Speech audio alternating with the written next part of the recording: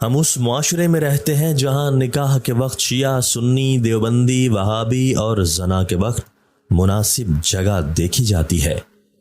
جب کوئی روٹھ جائے تو اور بھی حسین ہو جاتا ہے۔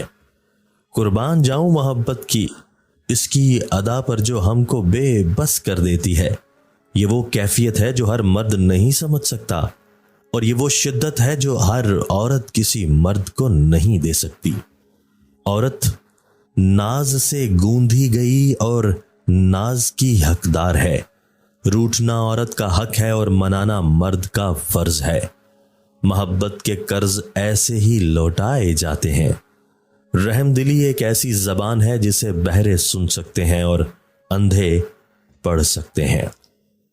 ویشیہ اپنی تاریک تجارت کے باوجود روشن روح کی مالک ہو سکتی ہے۔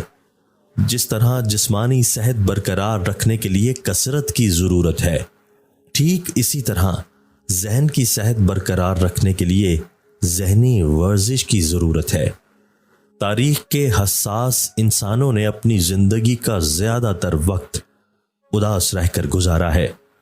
خوش رہنے کے لیے بہت زیادہ ہمت نہیں بلکہ بہت زیادہ بے حسی کی ضرورت ہے۔ منایا ناراض ہونے والوں کو جاتا ہے، بیزار ہونے والوں کو تو خدا حافظ کہا جاتا ہے۔ ہم ایسے معاشرے کا حصہ ہیں جہاں سچ صرف تب بولا جاتا ہے جب کسی کی دل آزاری کرنی ہو۔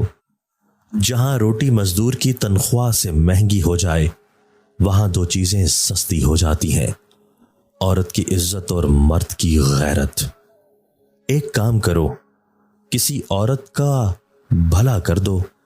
عورت 24 آور صرف آپ کے بارے میں سوچتی رہے گی۔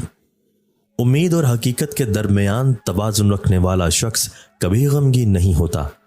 وہ لوگ بہت خوش قسمت ہوتے ہیں جو زوال کی طرف جائیں یا کمال کی طرف، صرف شکر کے راستے پر ہی سفر کرتے ہیں۔